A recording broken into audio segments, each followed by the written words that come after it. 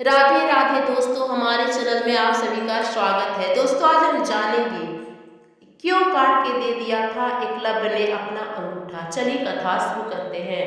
कहते हैं ना कि नदी को रास्ता नहीं दिखाना पड़ता, वो खुद ब खुद अपना रास्ता बना लेती है। इसी प्रकार पुराने समय में एक ऐसा शिष्य हुआ जिसने अपने हुनर और गुरु भक्ति से अपना इतिहास में दर्ज करवा लिया।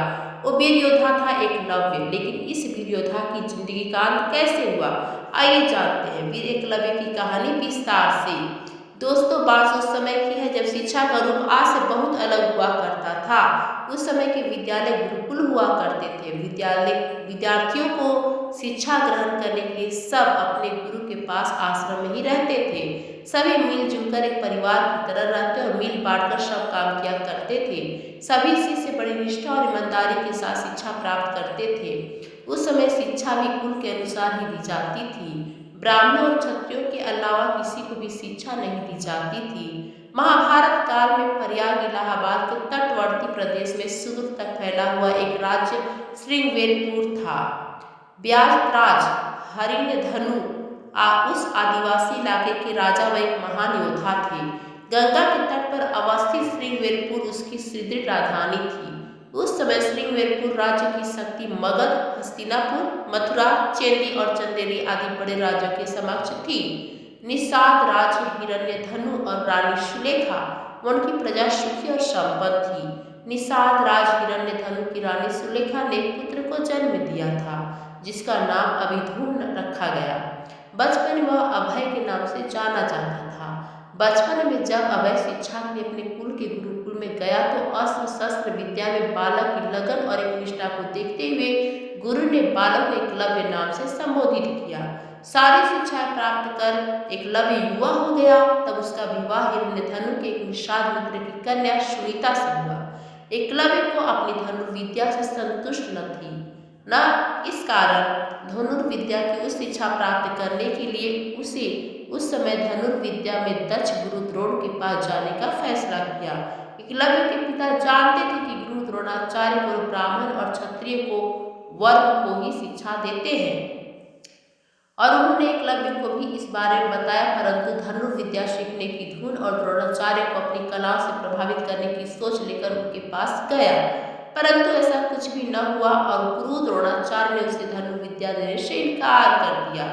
एकलव्य इस बात से तनिक भी आहत न हुआ और उसने वही जंगल में रहकर धनुर्विद्या प्राप्त करने की ठान ली। उसे जंगल में द्रोणाचार्य की एक मूर्ति बनाई और उन्हीं का ध्यान कर धनुर्विद्या में महारत हासिल कर ली। एक दिन आचार्य द्रोण अपने शिष्यों और एक कुत्ते के साथ आखेट के लिए उसी वन में पहुंच गए जहां एकलव्य रहते थे। उनका कुत्ता रास्ता भटक कर एकलव्य के आश्रय में पहुंच गया और भौंकने लगा। एकलव्य उस समय धनुर्विद्या का अभ्यास कर रहे थे।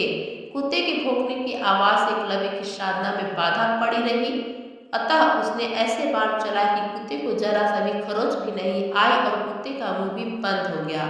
कुत्ता द्रोण के पास भागा। कुत्ता असहाय होकर गुरु द्रोण के पास जा पहुंचा। द्रोण और शिष्य ऐसे श्रेष्ठ धनुर्विद्या देख आश्चर्य में पड़ गए।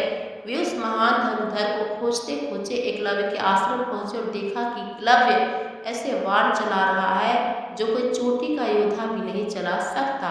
ये बात द्रोणाचार्य के लिए चिंता का विषय बन गई। उन्होंने एकलव्य के सामने उसके गुरु के बारे में जानने की जिज्ञासा दिखाई तो एकलव्य ने उन्हें वो प्रतिमा दिखा दी। उन्हें यह जानकर और भी आश्चर्य हुआ। गुरु द्रोणाचार्य को मानस गुरु मानकर एकलव्य ने स्वयं अभ्यास या विद्या प्राप्त की। अपनी प्रतिमा को देख आचार्य गुरु ने कहा कि अगर तुम मुझे ही अपना गुरु मानते हो तो मुझे गुरु दक्षिणा दो। एकलव्य ने अपने प्राण तक देने की बात कर दी। गुरु दक्षिणा में गुरु द्रोण ने अंगूठे की मांग की जिससे एकलव्य सर्वश्रेष्ठ धनुर्धर ना बन जाए। अगर ऐसा हुआ तो अर्जुन को महान धनुर्धर बनाने का वचन झूठा हो जाएगा। एकलव्य ने बिना हिचकिचाहट अपना अंगूठा गुरु को अर्पित कर दिया। इसके बाद एकलव्य को छोड़कर सब चले गए। एक पुरानी कथा के अनुसार इसका एक सांकेतिक अर्थ यह भी हो सकता है कि एकलव्य को अति मेधावी जानकर द्रोणाचार्य ने उसे बिना अंगूठे के धनुष चलाने की विशेष विद्या का दान दिया हो। कहते तो यह भी है कि अंगूठा कट जाने के बाद एकलव्य ने तर्जनी और मध्यमा अंगुली का प्रयोग कर तीर चलाने लगा। यही से तीरंदाजी करने के आधुनिक तरीके का जन्म हुआ। अतः एकलव्य को आधुनिक तीरंदाजी का जनक कहना उचित होगा। निस्संदेह यह बेहतर तरीका है और आजकल तीरंदाजी इसी तरह से होती है। बाप एकलव्य श्रृंगबेर राज्य वापस आकर वहां रहने लगे। पिता की मृत्यु के बाद वहां का शासक बन गए और अमात्य परिषद की मंत्रणा से वह न केवल अपने राज्य का संचालन करते बल्कि निषाद वीरों की सशक्त सेना और नौसेना गठित कर ली और अपने राज्य की सीमा का विस्तार किया। दोस्तों, निषाद वंश का राजा बनने के बाद एकलव्य ने जरासंध की सेना की तरफ से मथुरा पर आक्रमण कर यादव सेना का लगभग सफाया कर दिया। यादव वंश में हाहाकार मचने के बाद जब कृष्ण ने दाहिने हाथ में महज 4 अंगुली के सहारे धनुष बाण चलाते हुए एकलव्य को देखा तो वे इस दृश्य पर विश्वास ही नहीं हुआ। एकलव्य अकेले ही सैकड़ों यादव वंशी योद्धाओं को रोकने में सक्षम थे। इसी युद्ध में कृष्ण ने छल से एकलव्य का वध किया था। उसका पुत्र केतुमान महाभारत युद्ध में भीम के हाथ से मारा गया।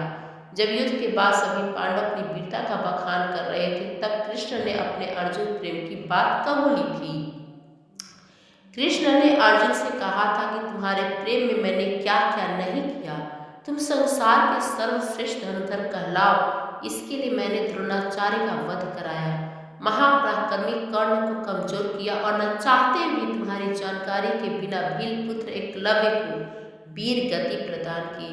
और इस सब के पीछे केवल एक ही वजह थी कि तुम धर्म के रास्ते पर थे, इसलिए धर्म की राह कभी मत छोड़ना। एकलव्य की कहानी से हमें यही प्रेरणा मिलती है कि हमें कभी भी हार नहीं माननी चाहिए और अपने हौसलों से हालातों को बदलना चाहिए।